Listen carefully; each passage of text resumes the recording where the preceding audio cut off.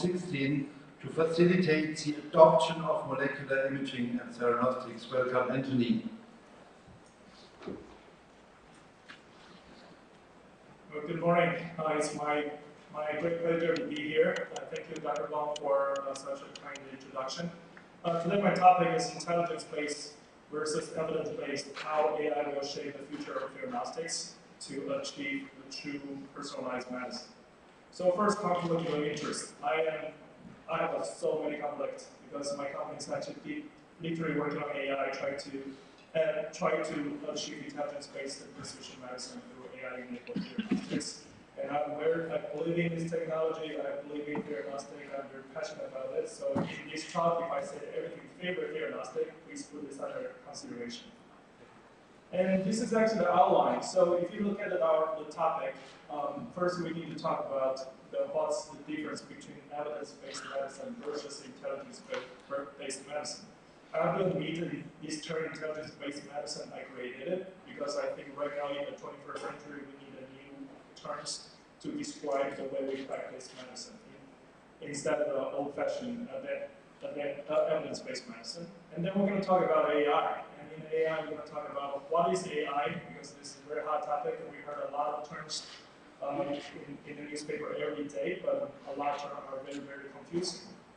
So we want to clarify that. And then let's talk about some obstacles in practicing theranostics in clinic. There are so many clinical trials around the world, and we start receiving more and more patients with different kind of background, different kind of situations. And so what kind of, what are the obstacles we're facing, and how AI can help on those kind of situations. Then we're going to talk about the obstacles of deploying AI to theranostics, and then talk about future, how we're going to solve those obstacles, and the technologies coming worthwhile. Then the summary. So let's start talking about what's the difference between evidence-based medicine and intelligence-based medicine. Before we talk about it, let's talk about the model. Do I get your attention right now? Yeah. We have to talk about the evolution of wars first. So if you think about it, the war actually changed a lot since compared to 100 years ago. Before World War II, we actually gathered a group of people together in the same lane at the same time, and we tried to kill as much as possible and then bomb everything out. And then we figured out, damn, it's not fun. We kill a lot of innocent people, make a lot of collateral damage, and our people get killed too. So we start from Vietnam War, people start building the recon marine, the SEAL teams, the special forces. The purpose at first beginning to build these kind of special forces is actually make them to be a scout to collect intelligence. So once we have more intelligence or more information about our enemy and about what we are facing, then we can actually make a better decision about fight is better. So if you look at the war we had, unfortunately we had for the past 20 years, it's all about not only we spend a lot of effort on intelligence collection, but we also spend a lot of time about precision strike. So in summarize about the modern war, we can summarize into these two sentences. The modern war is intelligence weighted, and it's targeted strike. Sounds familiar? So let's talk about the story about the hunting of Bin Laden. This is one of the most famous hunters in the world. So how did Americans or US government locate Bin Laden to this bunker is actually by tracking their messengers. And by doing image analysis through satellite images, by measuring the height or the length of the shadows at a specific time of the day, they actually confirm that that person walking in the yard has the same height as Bin Laden. So that's how they confirm Bin Laden is there. So the story sounds very familiar about what we're doing. And give you some idea about this story, the backbone about the story.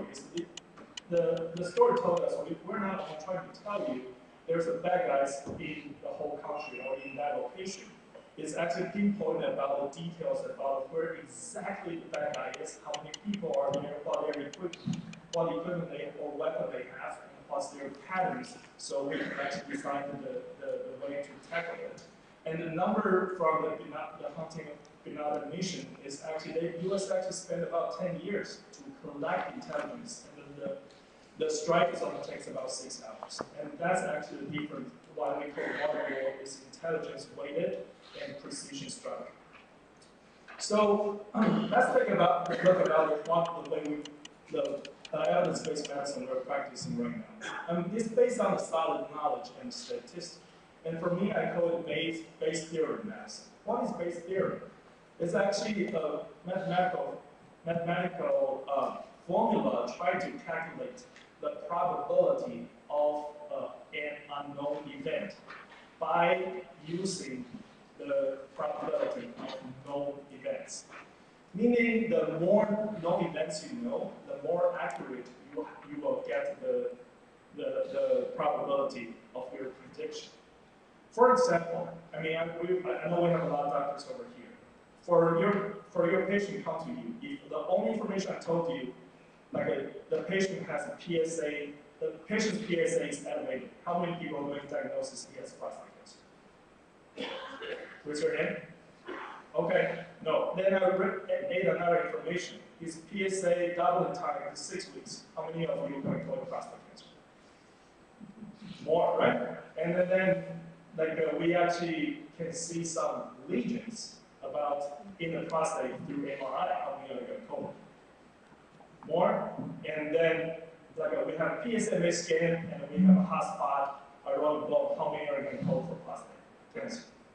More and more, and we have biopsy to confirm there's prostate cancer in the lesions. How many are going to call prostate cancer? 100%, right? So this is the way we practice medicine.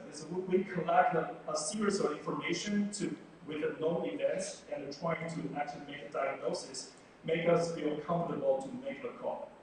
So over here, I think we both agree, intelligence is very important for us to practice medicine. However, educated guess is still a guess. So the quality of intelligence is critical for our decision making. So let's take a look about how we practice medicine right now, specific for cancer. This is the summarized flowchart about cancer treatment. And in every stage, from diagnosis, treatment, planning treatment, and follow-up, we have a lot of decisions to make. And the way we make a decision is based on the test under the following 3 categories. One is body fluid test, like blood test, urine test, CSF test, all those kind of things, including liquid biopsy. And then the conventional biopsy. We take a tissue out, we do pathological scan, and also conventional imaging. We do CT, we do ultrasound, we do MRI, and try to figure out what's going on. By combining this kind of information, that we actually made a call, help us to make the decision in every phase of the treatment. However, we also know none of this kind of information are not that reliable because they all have their limits. For example, body fluid test can answer you yes or no question. Do you have this disease or not? Do you have this biomarker or not? The PSA is elevated, you have higher possibility to get prostate cancer, but you don't know. And especially their lack of location information. And biopsy, we all know this is not an ideal method. First, it's very invasive. Not every tumor can be biopsied. And also, the biggest problem is tumor heterogeneity. I mean, we know even within the same tumor is not homogeneous. And every single tumor in the body is different. It's different from the tumor your biopsy. The tumor growing in the bone will be different from the tumor growing in the lung, and it will be different from the tumor growing in the prostate. So basically, we assume every single tumor growing in the body is exactly the same as the tissue we take it out, or in other words, is the tissue we take out is representative. And another important thing is for a lot of time we use morphology try to decide biology, meaning Gleason scores, right? So this does give you a score, and then we use that to make our decisions. And conventional imaging is anatomical imaging. CT, MRI, ultrasound is anatomical images. Their lack of functional and molecular information. To summarize this, even when we do a comprehensive test for each patient, we still have trouble to really understand where they are, where tumors are, what are they, and how many are there. And that's why PSMA PET imaging right now is very, very useful for prostate cancer. And another method a concept I want to communicate with you is actually for the past 50, 70 years, we're using morphology to decide biology. All the medicine we're practicing right now is biology or molecular biology, but the decision making we're using through the imaging or conventional imaging is actually morphology. So that's not very ideal. So in a nutshell, if you really want to achieve precision medicine, on top of all the useful information we have, we are likely the last miles or the bridge to connect this information to the patient right in front of us. 30% of patients may have these kind of protein or biomarkers and may respond to this drug, but if the patient standing right in front of me is with that 30%, we don't know. But fortunately, at this era, molecular imaging can solve this problem. Molecular imaging is actually the last miles to connect the data we have and information, knowledge we have to the patient right in front of us. And it can give us very comprehensive information of almost every single tumor in a patient, like the molecular expression, like the cell proliferation data, hypoxia, those kind of critical information for doing the treatment. But the problem we have right now with all these kind of tools we have, with all these data we collected, we actually get information overload. There's a lot of gold mine, useful information hidden in this kind of data, but we are still not using it. We're still using that to help us make a qualitative situation. And we all know information doesn't equal to intelligence. So how are we going to transfer this kind of information into intelligence? We need efficient data analysis. 3 years ago, 2015, 2014, we still have not useful tools to do that. But for the past 3 years, the things changed dramatically. We have a mature artificial intelligence environment and algorithm right now, and it can help achieve very precision medicine to analyze this information. So what is AI? So in a nutshell, there are so many people trying to define AI, but like a simple way to talk about AI is just like there's a machine can actually do the work like a human can do by using the intelligence, like decision making, like learning and also problem solving. And I want to, how do you decide this is actually artificial intelligence? The machine has artificial intelligence. I want to mention about Turing test. The Turing test is literally a simple test, like put a machine and a human in front of a person doing exactly the same task. If that person cannot tell which job is actually done by the machine or which job is actually done by the person, then we say this machine has passed the artificial intelligence test, and that is the artificial intelligence machines. And a very, very important concept about artificial intelligence is they're good at finding patterns. Before, a computer is great in doing calculation, computing. But right now in artificial intelligence, they're not only good in computing anymore, they're powerful in finding patterns. So there are some terms I want to address. Artificial intelligence is actually a very, very wide category. Every method you use can achieve our path return test. It's artificial intelligence. But within within this kind of method to achieve artificial intelligence, then there's some method called machine learning. It's actually you order machine to learn the task to do something and to achieve machine learning. And within this machine learning category, there's a term called deep learning. It's actually allow machine to decide what you want to learn and actually come out with a solution. Both machine learning and deep learning can use neural network. That's I think is another term people heard very often. And the difference between neural network and in machine learning and deep machine learning is the layers in between the input and the output. So in deep learning, they have more details and features computer can see, so they can make a more precise decision. I mean, for example, simple neural network say things with fur, with a ear, we call it cat. But with deep learning, say fur, ear, beard, and the specific patterns of fur with shape of a head, then we call it cat. So it's going to be more accurate. So another very common misunderstanding when the programmer is trying to shift into AI field is actually we use different kind of concept or mindset when we're writing AI. Conventional programming is actually the human need to analyze the situation and come out with a logic, write a program, give the order to the computer, and the computer execute the code, and we come out with the result. In other words, the whole task is decided by the programmer, so it's actually biased and it's not very subjective. But deep learning is totally different. Its computer is trying to decide what the logic by themselves, and it will give the computer will give the order to the computer itself, and the computer will execute the order computer give it to them, and then come out with the result. And the controversial part over here is a very philosophical question: can we call it objective or still like subjective? But just the subject is the computer itself right now.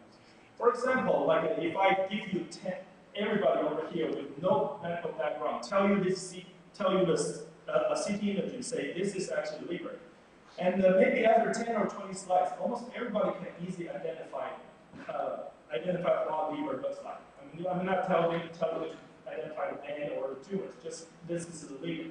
Everybody can actually do that. Very, very easy. But when you're trying to order computers to do that, I mean, you need to think differently. A computer cannot just learn like what we learn. Computer, you need to actually tell the computer what's the intensity, what's the brightness, what's the shape, what's the location, the relative locations. Then write it into code. Computer can find it. But right now, deep learning is actually more easier, more similar to how we learn. We just know that it's actually liver with that shape, with that brightness, and we don't even need to know that. So the potential application to AI in Theranostics is actually a lot of things. So for example, this is actually a simplified Theranostics flowchart. Say we have a patient coming over and we do a simple PET scan, use and combine the other medical information to see if he's a good patient for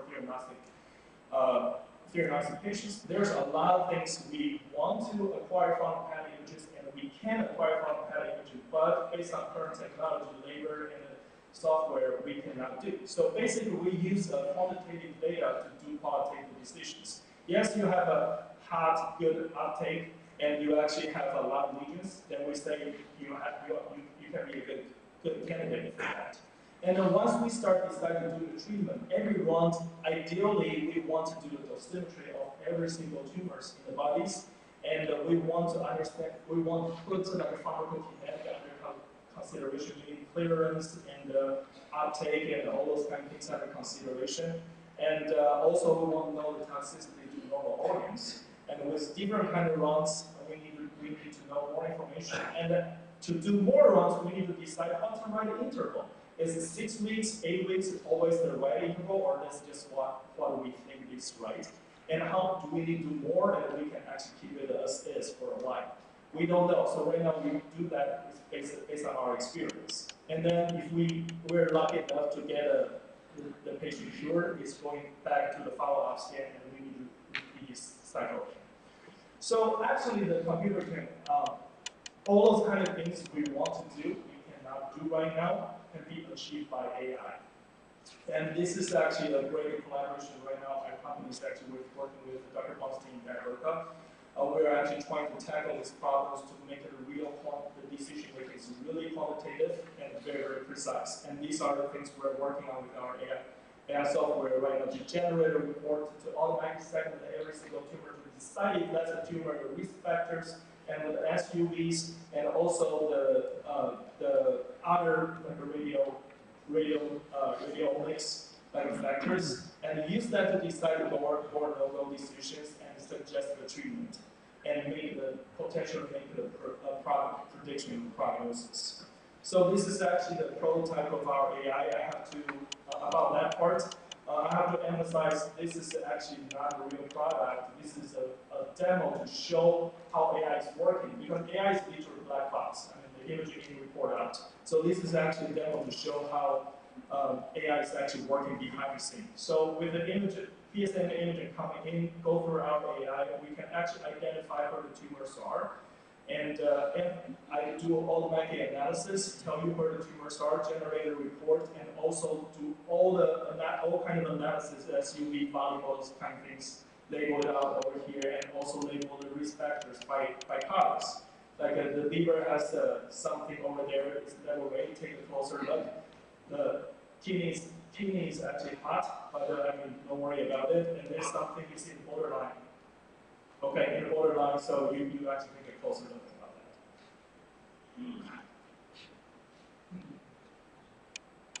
So and we actually can do the symmetries over here, and we also can actually do the follow-up staging. Because right now we actually figure out there's a lot of patients actually this combination response.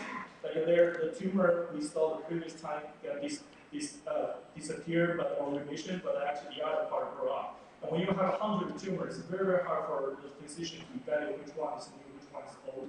So we actually have this software can actually identify, tell you which actually is shrinking. You can see actually the green part is actually shrinking, and the red part is actually the new lesions. And the yellow, interestingly, the yellow part is actually something we're not sure, and we ask the physician to take a closer look. This is actually a closer look about this actually new software we go out. So the aspects of applying AI is actually have these three separate categories. Imaging data, I mean acquisition, where now we don't have a standardized protocol. So imaging quality is very important. With bad quality, it's hard to actually perform AI.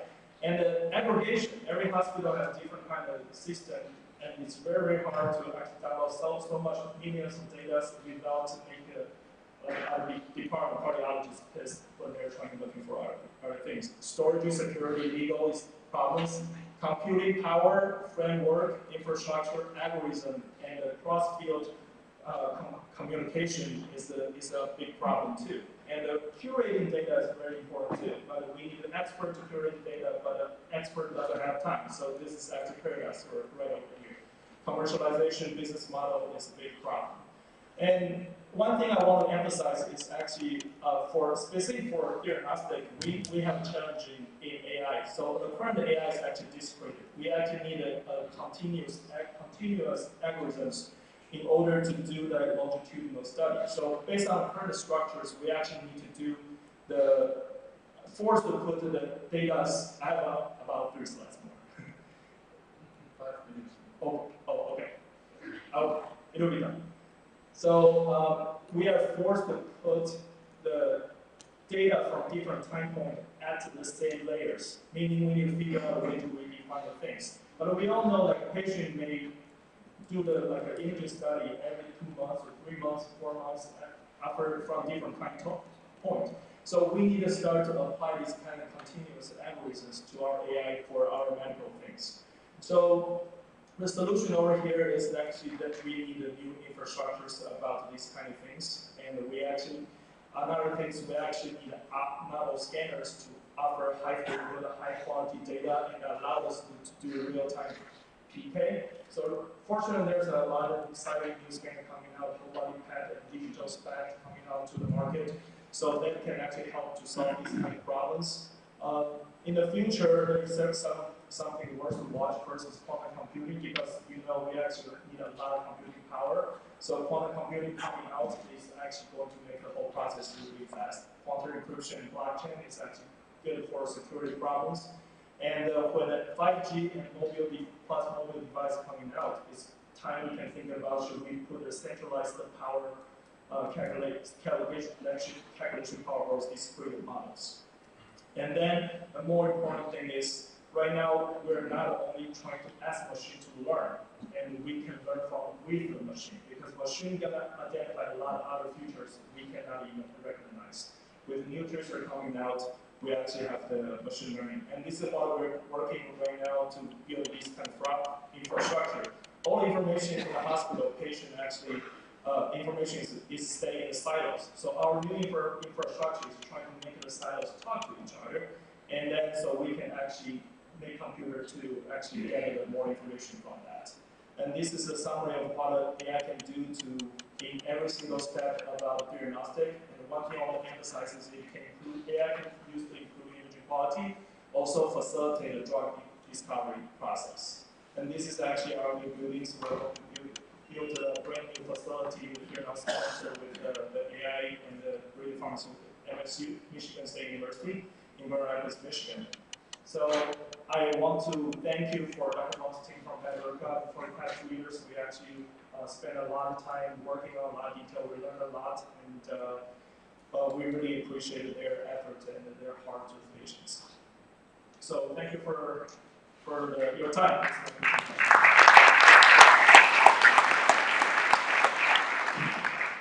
Thank you, Anthony, for this very interesting talk. You are very good in time, so there is enough space for questions. Please. Okay, Dr. Kim. Dr. Kim. Or maybe you first. Dr. Kim is older, so he has. Thank you. Well, as you mentioned, there are lots of heterogeneity in the cancer and also individual variation. So even we put the multi-million dollar data, there's no specific data we are putting in the machine, so that you are averaging all unique certain individual data together, and that still makes no specific diagnosis and furthermore therapy in my view. So, and also medicine is, has been called art, feeling, that makes also difficult machine to learn it. So how you comment on that? Yes. So that's actually exactly, I mentioned that slides over here, from conventional computer programming thinking to the mindset we need to apply to machine learning. Machine learning, especially the machine deep learning, right now, the machine can actually do what we're actually do. A lot of time, like what you said, like for experienced doctors, when they see the patient, they don't know why you want to treat this way. I just know. I mean, and it works. So for machine learning over there is actually we feed the machine a lot of curated data over there, and we need to step back to actually trying to see what machine can actually identify, what kind of feature the machine can actually identify and actually come out to help us. And that's why I actually mentioned in the last slides, in a lot of example right now, especially in the pathology field, machine learning actually identify a lot of new features and patterns which human cannot identify for the past 30 years. So it's the time to learn with the machines. So if I may add, you said there are no data. Completely wrong. For example, we have extracted from our PAC system more than 10,000 gallium PET-CTs, which we have acquired over the last 15 years. Okay? So we have this data. And we have a database where all patients are followed up for 15 years. We have 280 items per patient, starting from KI67 or histology or follow-up and so on. So, but we are not able as human beings, even not with my experience, to connect this data and come out with a higher level of information. But AI will help us to do that. You know, you can analyze patients, let's say, with liver metastasis. You can even say, okay, 20, 15, 5, this size, that size, combined with that KI67 gives you this prognosis. You understand? We have the data, but we are not able to work on this data with our human brain. Okay? Even if you are very clever, you will not be able to do what AI can do. This is, for me, a very nice example, and that was for us a motivation to give the data, of course, anonymized and, you know, in a way which is correct by law, you know, to ban files for analysis. So, I mean, we are just at the starting point of that. But I'm sure in a few years, you know, we will have information from this data and from other data from many centers all around the world to get to a higher level of information for the benefit of our patient. Because if a patient is standing in front of me today, the only thing he wants to know, I mean, in different words, but, hey doctor, how long I will live? And what will be, you know, the quality of my life? These are the two most important informations we have to give to the patient. And to be honest, with all our knowledge we have today, with all the books and encyclopedias of computer knowledge and so on, we can in the individual case not really answer this question. It's your experience, it's deduction. And I think we have to come to a higher level. Okay. Yeah, please. Yes, just a quick question, and I'm going to rephrase our question. Yeah. Just in specific form, I really like your Bayesian because I think the human doctors are Bayesian. Clinicians, every clinicians are Bayesian, and you are going to make a machine Bayesian.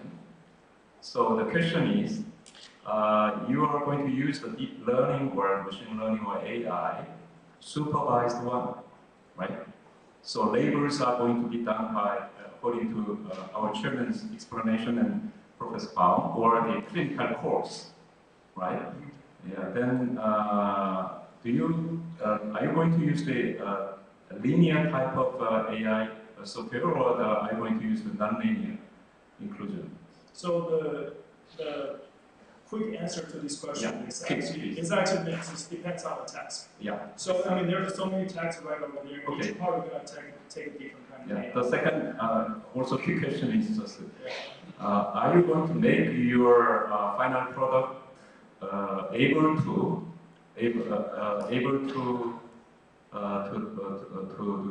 the transfer learning? What I mean is just all those experiences obtained from Bartek are going to be transferred, and which is going to work in every institution in the world, right? Yeah. Then is it going to be your business model? Yes, that's actually our business model, is Yeah. our vision too, but it's not necessarily it's fully business model, because with academic, we actually want to work with academic to push the whole field, because this is too big of a task and too big